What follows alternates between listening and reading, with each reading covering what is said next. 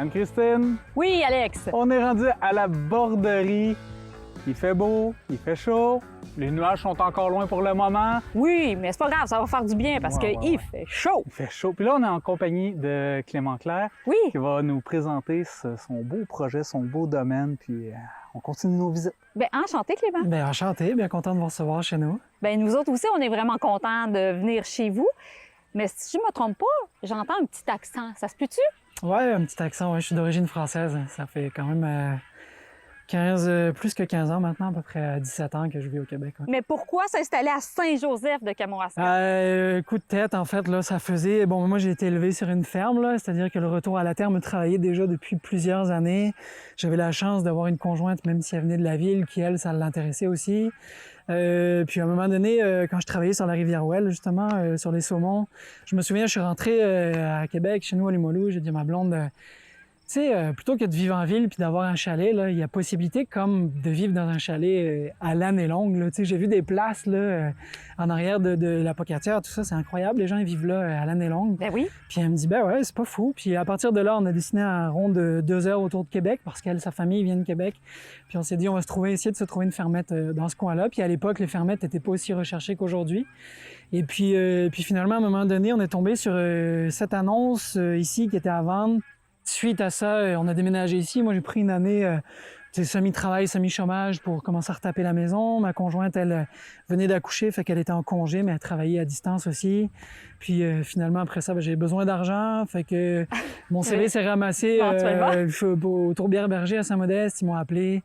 J'ai travaillé pour eux autres pendant 6 ans. Enfin, là, j'ai parcouru le Canada encore à plein parce que c'était beaucoup de développement de projets, d'exploration de tourbières, fait Saskatchewan, Manitoba, Alberta, Nouveau-Brunswick. Okay. Fait que ça, c'était le fun, des belles expériences. J'ai appris plus, puis dans cette compagnie-là, c'est rempli de monde extraordinaire. C'est vraiment une super compagnie. Puis à un moment donné, je voyais un peu le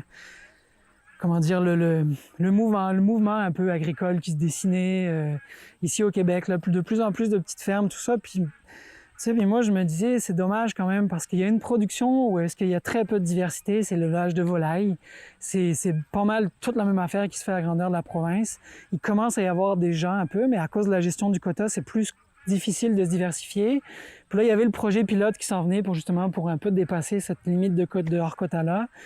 Puis moi, je me suis dit, moi, je connais ça, j'ai été élevé là-dedans. Ça fait 30 ans que je connais ça, puis j'ai mes ressources, mon expertise au bout du téléphone si j'ai des problèmes. Je me suis dit, c'est pas moi qui me lance à essayer de diversifier ça. Ça va être quelqu'un d'autre. Ouais, puis j'en faisais déjà depuis quelques années pour moi, puis des amis, tout ça. Puis les gens me disaient, hey, franchement, ton poulet est vraiment incroyable, ça goûte différent, ça se tient différemment, tout ça. Puis je me suis dit, bah, tu sais, on est mieux d'avoir des regrets que des remords, là. Fait que pourquoi pas faire ça, finalement? Ah, j'aime ça, cette phrase-là. On parle le projet. Quel est-il? Ah, le projet. Le projet. Ben, nous, en fait, on focus principalement sur l'élevage de pintades et de poulets. Donc c'est là. On a commencé l'année passée. L'année passée, on a fait 300 poulets, puis à peu près 200 pintades. Cette année, on a appliqué au projet pilote là, qui a été mis en place pour donner l'opportunité à une dizaine de fermes par année d'élever jusqu'à 2000 poulets par année. Okay. C'est-à-dire le hors quota plafonne à 300, mais il y a 10 fermes par année qui sont tirées au sort. Bien évidemment, il faut déposer un dossier, t'es sélectionné, ensuite t'es tiré au sort. 10 par année pendant 5 ans pour ce projet pilote-là, pour élever jusqu'à 2000 poulets par année, dans le fond. Fait que nous, cette année, on en fait 1000. Tu vois, on en a déjà fait un lot de 330 à peu près. Là, on en a un autre lot équivalent. Puis, il y en a un autre qui va être démarré au début septembre. Puis, en parallèle, dans le fond, on a augmenté les pintades aussi. On est à 350 pintades. Et puis, l'idée des pintades, c'était de développer ça, qui est une viande encore très peu développée au Québec et même dans notre région où c'est peut-être plus connu qu'ailleurs parce qu'on a la chance d'avoir un resto qui tient ça sur sa carte à l'année longue. Et quel est le resto? C'est chez Cotéas, là. Chez Cotéas, dans le fond, ouais, c'est ça, pas besoin de le nommer. Puis bref, c'est ça. Fait que l'idée de la pintade, c'est d'avoir un backup, là. Si jamais on n'a pas le projet pilote pour augmenter la production de poulet tout de suite, on va se lancer tout de suite dans plus de pintades, dans le fond, là. D'accord. Puis finalement, on va pouvoir y aller progressivement avec les pintades. Parce que les poulets, il n'y a pas grand-chose à faire au niveau marketing, tout le monde connaît ça. Mais la pintade, il faut vraiment expliquer. Tu sais, la plupart des clients qui en ont pris l'année passée, ils en ont repris plus cette année. Mais dans la tête des gens, pour beaucoup de gens, c'est des cailles qu'on élève, en fait, là. Fait que souvent, j'ai plein de clients qui sont venus l'année passée puis qui sont arrivés. chercher leur pintade, puis ah oui, OK, c'est gros comme ça. Ah, Ils ok, s'attendaient ok. à voir quelque chose de gros comme ça. je Non, pense. c'est pas la même bestiole. Mais là, j'ai triché un petit peu là, avant l'entrevue. J'étais allée voir les pintades. ouais. Puis c'est quand même des animaux peureux, hein? Ouais, quand même, c'est plus Ah, parce sauvage. que ça, Mettons, c'est tu sais, parti assez vite quand je suis arrivée. Tu sais, le poulet, là, c'est plus comme la vache, le cochon, chat-chien. C'est domestiqué par l'homme depuis des milliers d'années. La pintade, c'est à peu près 2000 ans. Les Romains, les Égyptiens, je pense, ont été premiers à domestiquer ça. Mais ça a gardé un caractère très, très sauvage. Ça restait très marginal jusque dans les années, je dirais, 70-80, où est-ce que là, les Français se sont mis à développer ça pour de vrai. Puis c'est devenu les plus gros producteurs au monde. Puis en France, c'est rendu que, je veux dire, les gens achètent pas des pintades comme des poulets, mais quasiment. Tu sais, c'est rendu avec l'agneau, le repas de fête par excellence. Les gens vont s'acheter des pintades pour l'Action de grâce, pour Noël. C'est plus pour Pâques. populaire en France qu'ici. Beaucoup, beaucoup plus populaire.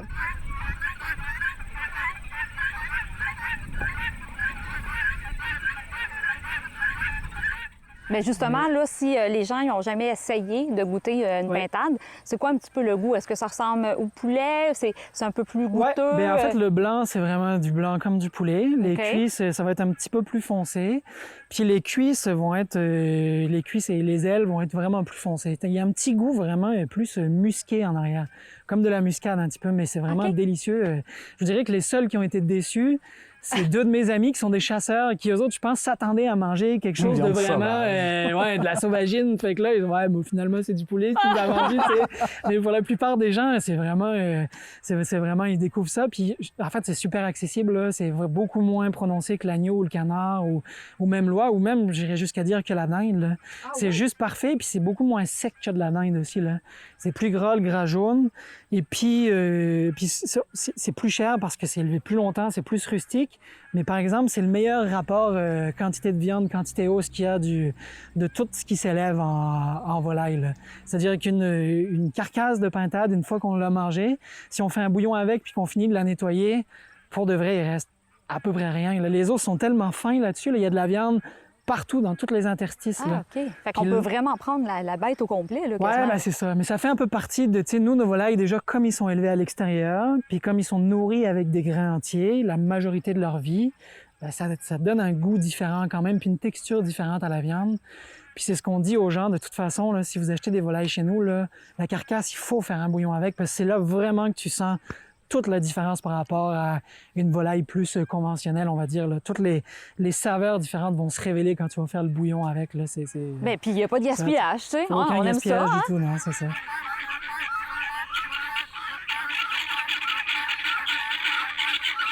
On fonctionne sur réservation principalement. Donc, notre site web, les gens passent des réservations. Puis, bon, on fait quelques événements, comme là, on va être au marché de Rivière-du-Loup au mois de septembre, puis peut-être d'autres événements dans l'année.